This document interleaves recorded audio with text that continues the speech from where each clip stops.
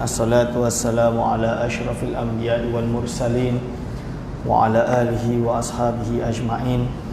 Wa la hawla wa la quwata illa billahil aliyil azim. Allahumma la sahla illa ma ja'altahu sahla wa anta taj'alu hazana iza syi'ta sahla. Rabbi shrah li sadri wa yassir li amri wa hlul 'uqdatam min lisani yafqahu qawli. Amma ba'du. Pada yang terhormat Tuan Nazir Masjid Sri Sendayan yang saya hormati dan saya kasihi, pada segenap asatizah, para alim ulama, para a'immah di masjid yang mulia ini, wabil khusus pada segenap hadirin wal hadirat hafizakumullah. InsyaAllah kita akan masuk pada pembahasan nasihat selanjutnya.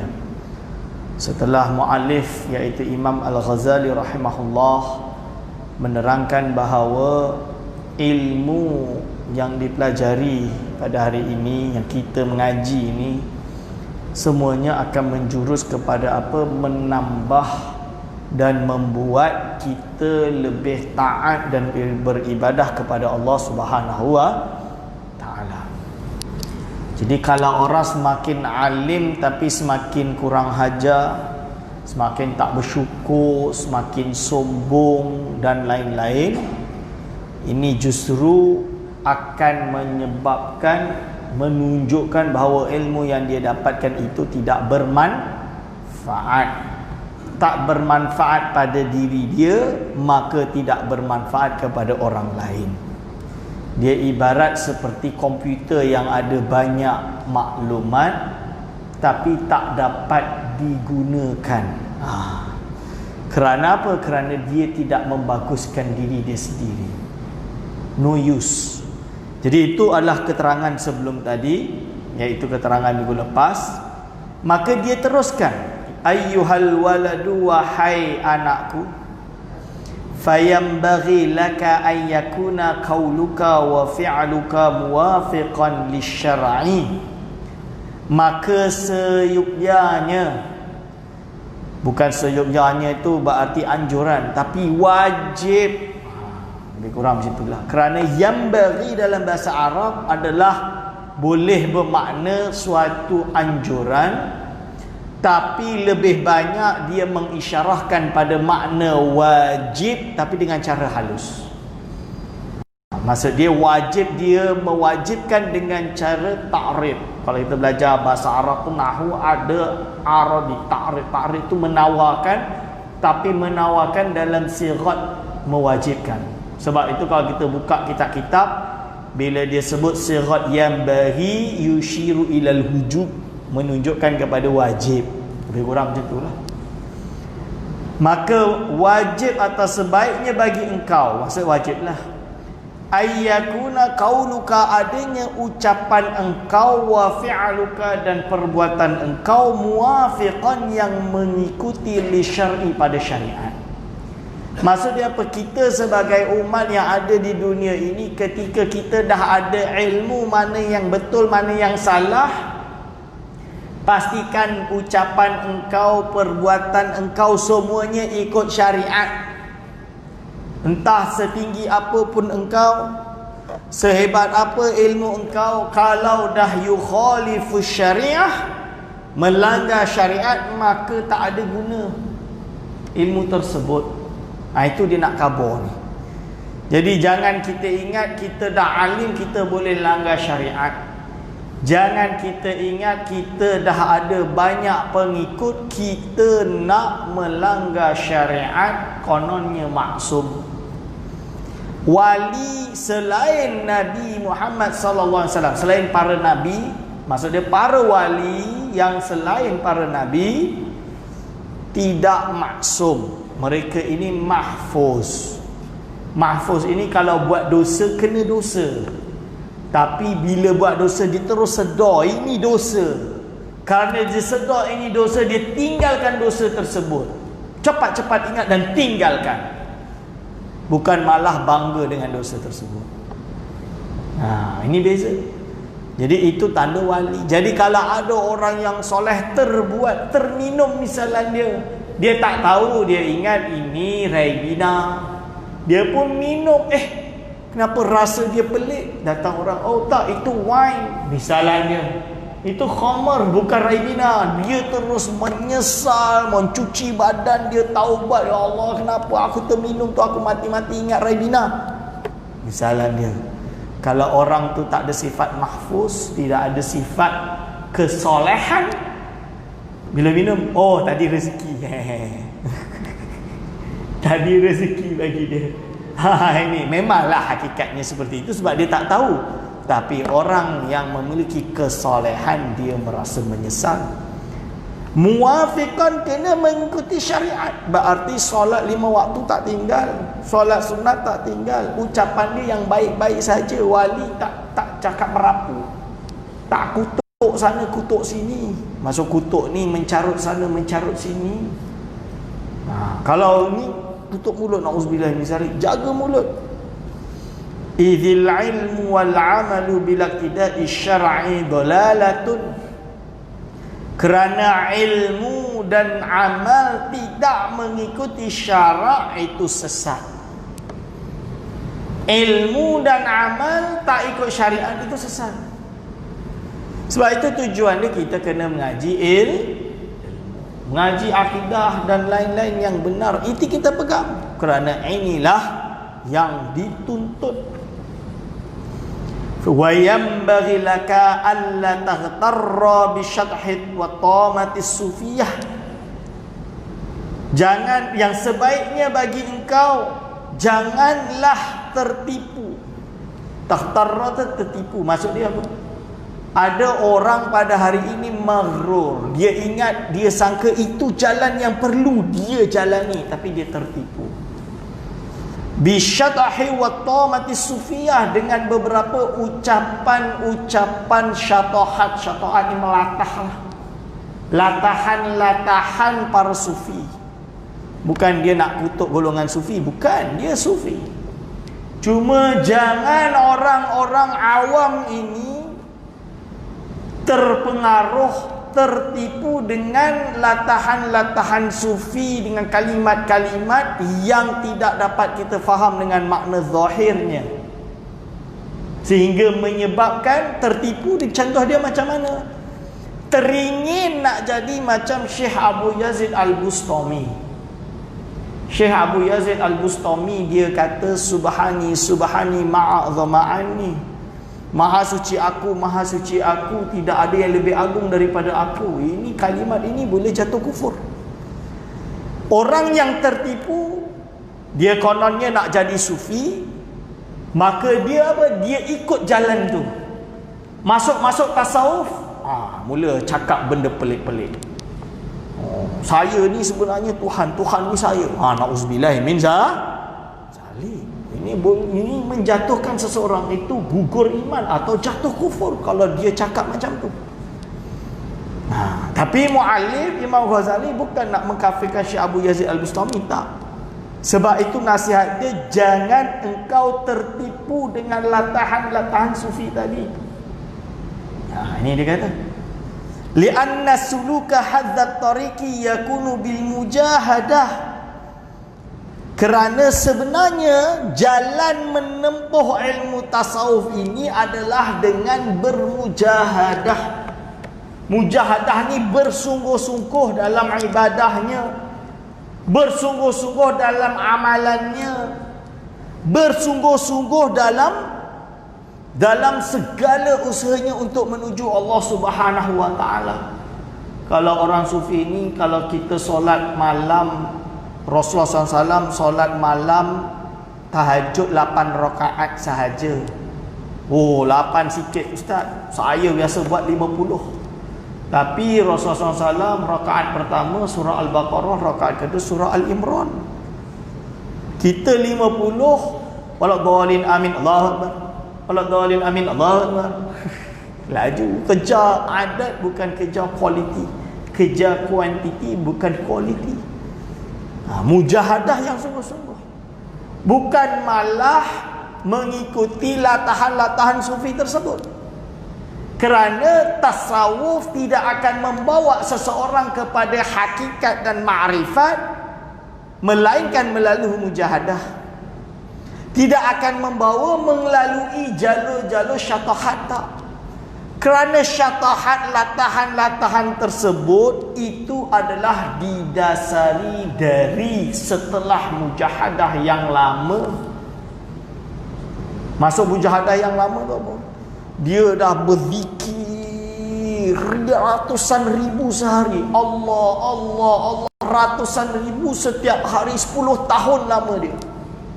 Sehingga lidah dia tak keluar kecuali perkataan atau kalimah Allah. Lafzul jalalah Allah. Sampai orang tanya, kau siapa? Allah. Dia terkeluar Allah, dia tak sedar. Misalan dia. Ini nama dia syatahat, latahan para sufi. Mana boleh kita hukum dia kafir? Tak boleh. Sebab apa? Itu termasuk dia punya sakar lah kita panggil. Sakar ni adalah tak sober lah. Dia punya tak sober dia tu, drunken dia tu, drunken sufi dia, drunken dengan mabuk dengan cinta kepada Allah Subhanahu wa Ta'ala. Cuba kita lihat Syekh Abu Yazid Al-Bustami. Beliau siapa? Imam Kushairi puji beliau melangit. Melangit tuan-tuan. Menyebutkan bahawa beliau seorang sufi, ulama salaf yang warak. Tengok orang ludah ke kanan pun dia dah tak ambil ilmu dia. Sampai macam tu. Ini kita kena faham. Jadi layaklah dia sampai derajat itu. Dan itu bukan yang dicari. Latahan sufi itu bukan yang kita cari. Itu otomatik terjadi kepada dia. Dan hari ini ada. Saya tahu ada. Malah pernah ada murid pelajar pun, UPSR tak ada, PMR tak ada. Bukanlah mengaji kat pondok pun tak. Kerja dia dulu entah main apa saya pun tak tahu. Datang nak pergi ke Indonesia nak mengaji dengan saya konon. Budak Malaysia lah. Tapi yang keluar dari dia, solat pun macam tak betul. Dia ni, saya pun meragukan solat dia. Tapi dah cakap benda pelik-pelik. Saya tolak dia. Saya kata apa? Ya ini, kalau nak mengaji syarat dia simple je. Setiap hari baca Quran 1 page depan saya.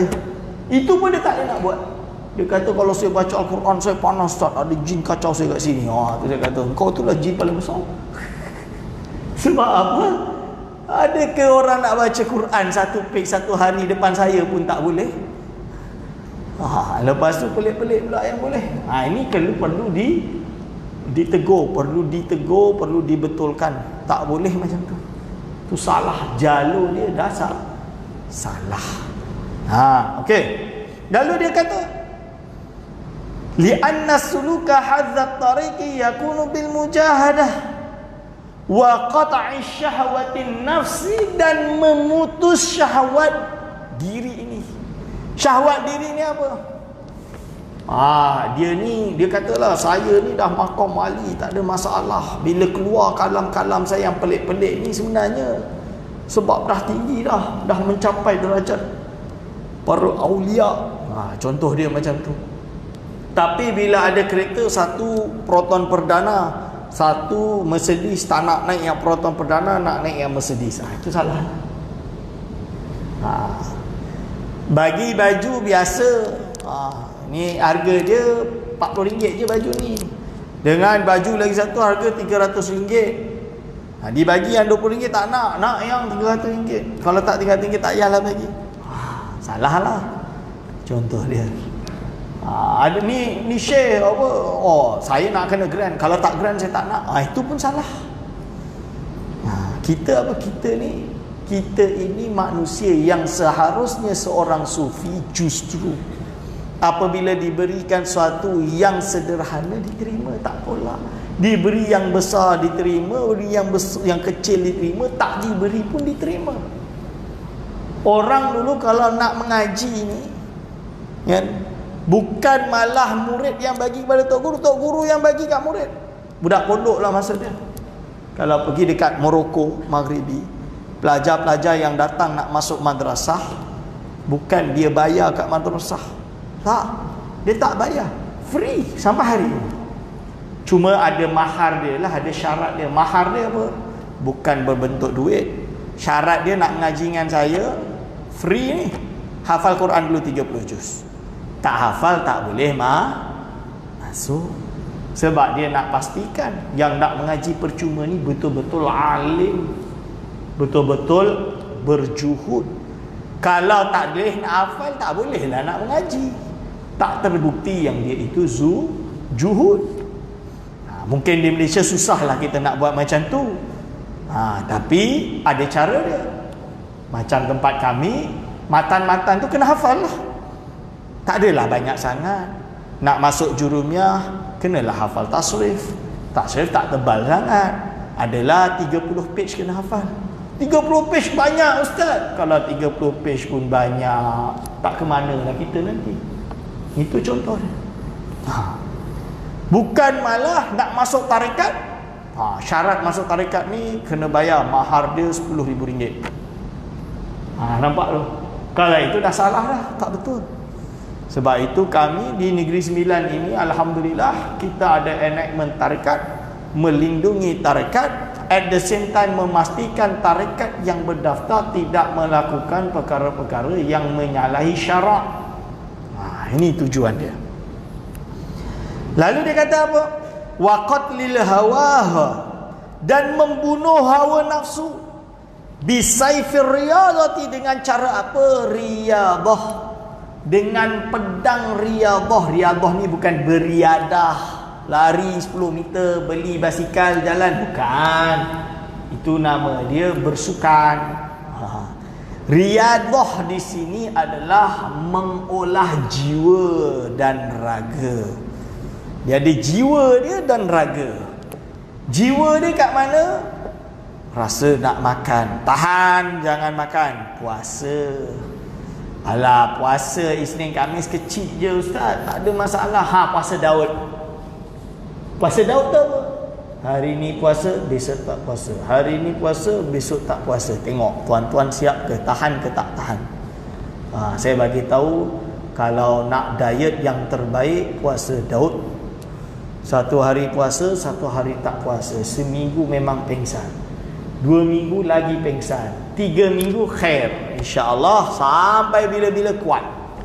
Tapi Ramadan janganlah Daud pula. Ramadan puasa full lah. Pas raya haji dan raya puasa jangan puasa pula.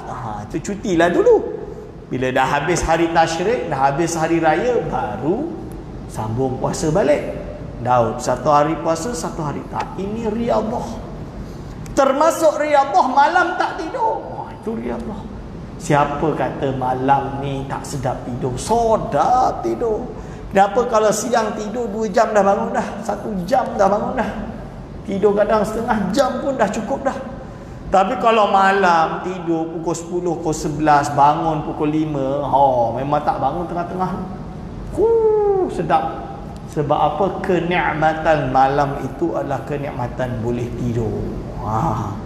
Ini dia lawan nikmat tersebut dengan bangun waktu malam, dengan bermujahadah, bersolat, melakukan mengaji, baca wirid dengan lain-lain, belajar. Bagi belajar waktu malam. Sebab tu kalau saya malam ni belajar.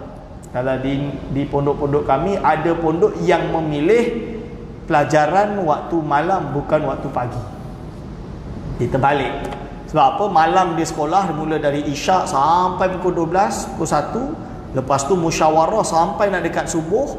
Lepas subuh semua, waktu tu dia tidur. Bangun zuhur, solat zuhur, baru mengaji biasa. Lepas tu asar, lepas tu malam ngaji full sampai pagi. Pun ada yang macam tu. Kerana menganggap riyadatun nafsi, melawan nafsu tu. Ini maksud dia. La bitamati wa turahati, bukan dengan cara kalam-kalam tadi, bukan dengan cara jalan yang sempit tadi. Jalan yang sempit macam mana? Macam tadi lah, iaitu memilih benda-benda yang susah. Benda yang susah ni apa? Nak saya memilih jalan tasawuf ni jalan apa? Jalan yang sempit tadi, nak syatohan, nak itu salah. Memang benar dalam ilmu tasawuf ni ada ilmu yang kita panggil ilmu irfani dia. Kita panggil at-tasawuf al-irfani. Memang ada, bukan tak ada. Tapi dia tidak diperuntukkan bagi orang-orang awam. Hatta Imam Al-Ghazali sedang berbicara pada murid yang hebat ni. Ni murid yang hebat ni. Iaitu siapa? Murid yang sudah bertahun-tahun mengaji kitab Ihya Ulumuddin, mengaji kitab-kitab fiqh, mengaji kitab-kitab mantik, kitab ilmu kalam, perdebatan, tahalfutul falasifah dan lain-lain. Ini murid dia. Dia dah mengaji habis. Dengan mengaji semua kitab ini, itu pun Imam Ghazali kata jangan lalu jalur tu. Jalur irfani yang susah ni. Jangan, bahaya. Sebab apa? Sebab benda itu adalah benda terpencil. Kalau Allah tak memilih orang tersebut, dia boleh tergelincir dan jatuh dalam kesesatan. Dan orang yang melalui jalur tersebut, kalaupun ada, mereka orang yang benar-benar menyerahkan dirinya kepada Allah Subhanahu wa taala. Maksud menyerahkan dirinya kepada Allah Subhanahu wa taala, orang nak tuduh dia sesat ke, dia kafir ke, nak bunuh dia pun dia tak peduli. Sebab apa dia tak peduli? Dia dah ana ma'allah, aku dah bersama Allah Subhanahu wa taala, dia tak kisah. Contoh dia kisah Al-Halaj dalam kitab. Ada satu kitab nama dia, Allahumma salli ala sayyidina Muhammad, Tali'ul Bushra. Tali'ul Bushra syarah Al-Aqidah As-Sughra.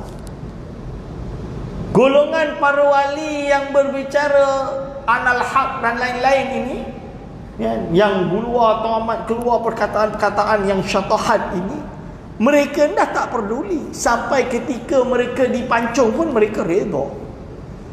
Justru keluar darah dia terpercik dengan kalimat Allah, Allah, Allah. Dan kenapa? Memang betul, kerana mereka dah capai derajat tadi. Mereka dah melalui mujahadah yang panjang. Bukan macam pun dah tak betul nak masuk bab tu, tak boleh lah. Amalan kita je tak banyak lagi dah nak masuk bab tu, salah lah. Bab yang pelik-pelik tak boleh. Dia diperuntukkan bagi golongan-golongan yang khawasul khawas. Khawasul khawas ni, kalau tengok batu, ibarat kalam ulama ni, Syekh Amin Kurdi kata, tengok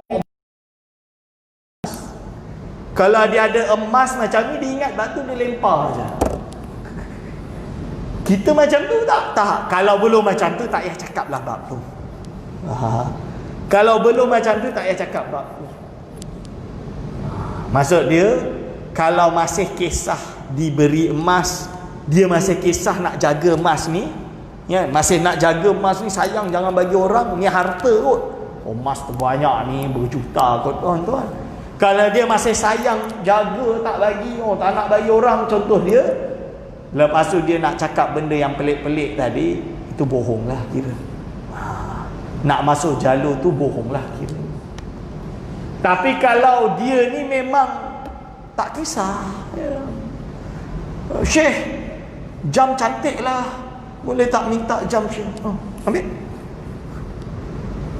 Ini barulah betul. Apa contoh dia? Dan Rasulullah sallallahu alaihi wasallam, salah satu sifat dia, apa pun yang sahabat minta dia bagi, selagi dia ada lah. Ya Rasulullah, ana faqir, aku tak ada duit, aku fakir. Di poket dia ada apa? Ada roti sepotong. Bagi roti. Bagi roti. Padahal roti itu untuk keluarga, tak apa bagi. Allah Ma'ala. Kalau lapar apa? Lapar lah. Letak batu. Letak batu biar tak lapar. Kita tengok dekat pinggan, ini ada ayam, ini kambing. Ini macam-macam. Tak nak makan dulu, nak tunggu kambing. Pusing. Kambing baru ambil banyak, yang lain tak nak. Ini dah tak betul. Contoh dia. So tuan-tuan, cuba kita cermin diri kita pada hari ini. Nak ikut jalur yang mana? Hanya sahaja kita jangan pula jadi orang yang mencaci tokoh-tokoh besar. Syekh Abu Yazid Al-Bustami, Al-Halaj, Syekh Al-Kushairi, Imam ini siapa nama, Imam Muhyiddin Syekh Al-Akbar Kibrit Al-Ahmar Muhyiddin Ibn Al-Arabi, Imam Ibnul Farid. Ini semua tokoh-tokoh besar, jangan dicaci maki. Imam Suyuti sebut, bukan saya, Imam Suyuti sebut. Takut su'ul khatimah, kita tak tahu pengakhiran mereka. Bukti dah banyak, entah hidup ke zaman dia. Tahu ke? Kalau tak tahu diam. Oh tapi Ustaz, ini jelas tulis lain-lain, ini jelas dia dah tak ada orang lain dah. Mungkin kalau maksud dia lain macam mana? Maksud dia lain macam mana? Oh ni dah tak boleh takwil lah Ustaz. Okeylah, kalau bagi dia itu boleh ditakwil lagi. Bukti dia, ada tak orang riwayatkan yang dia tu tak solat, dia tak nak solat? Ada tak? Bagi dia dah tak wajib solat, ada tak? Tak. Dia dah sebut dah. Bila kau baca kitab aku ni, kalau kau tak faham, kau dah jangan teruskan. Stop. Kau nak tahu akidah yang betul yang kat depan tu. Yang akidah dia macam akidah orang lain lah. Akidah Imam Ghazali. Tapi bila kau baca lagi, kau tak jumpa, balik. Jangan teruskan. Sebab kau belum makom dia. Tapi kalau orang yang ada basirah, ada mata hati, dia baca, dia faham. Bukan saya ni jahil. Cuba tengok Imam Murtada Az-Zabidi, dia faham, dia syarahkan dalam kitab Ithafus Sadah Al-Muttaqin, syarah kepada Ihya Ulumuddin, dia syarahkan. Sama seperti Imam Al-Ghazali. Imam Al-Ghazali bukan jalur tu, dia jalur ni.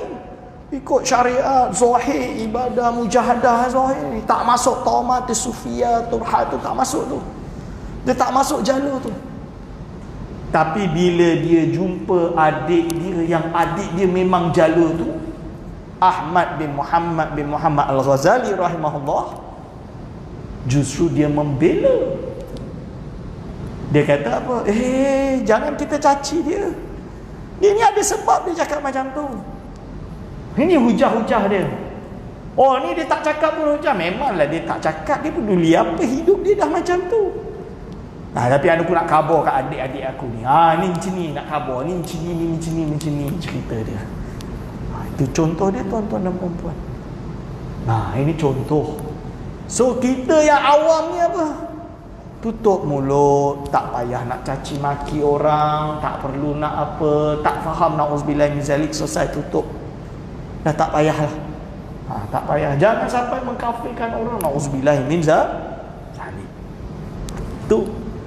Wa'lam, ketahuilah, annal lisanal mutlaqah, sesungguhnya lisan yang mutlak, wal qalba mutbaqah, al mamlu'ah, hati yang mutbaq, yang penuh bil ghaflati wasyahwati, dengan syahwat. Lisan yang tak boleh diikat, mutlak ni yang pakai cakap je lah. Lidah kan tak bertulang. Maka apa yang keluar mulut dia, semua dia cakap. Hati yang penuh dengan lalai dan syahwat, dia masih suka benda syahwat, itu adalah alamatus syaqawati, alamat celakalah. Alamat celakalah. Hatta la taqatula nafsaka bisidqil mujahadati, sehingga engkau tidak dapat membunuh nafsu engkau dengan mujahadah yang sebenar-benarnya. Lain tuhya qalbaka bi anwaril ma'rifah, engkau tidak akan mampu menghidupkan hati engkau bi anwaril ma'rifah, dengan cahaya, iaitu apa? Dengan cahaya makrifat. Kerana apa? Kerana hati dia kotor. Kalau hati dia kotor, lidah dia keluar benda yang tak baik je kerja dia, forget about it. Takkan dapat menemukan saadah, kebahagiaan. Tidak akan dapat menemukan ketenangan hati yang sejati. Tidak akan dapat menghiasi hatinya dengan cahaya-cahaya ilmu, ma'rifat, maksud anwaril ma'rifat ini seperti Imam Ghazali sebut adalah ilmu yang tertinggi, yang mana dengan ilmu itu akan membuat seseorang itu menjadi tambah derajatnya di sisi Allah Subhanahu Wa Taala, bukan tambah hilang akhlaknya. Itu maksud dia. Ini disebut bi anwaril ma'rifati. Kita naklah hati kita ini dipenuh dengan cahaya makrifat, sehingga ketika solat kita khusyuk, kita berjalan, setiap langkah kita adalah kerana Allah, kita berbuat adalah kerana Allah, kita berdakwah adalah kerana Allah, pemula kita dan akhiran kita adalah kerana Allah.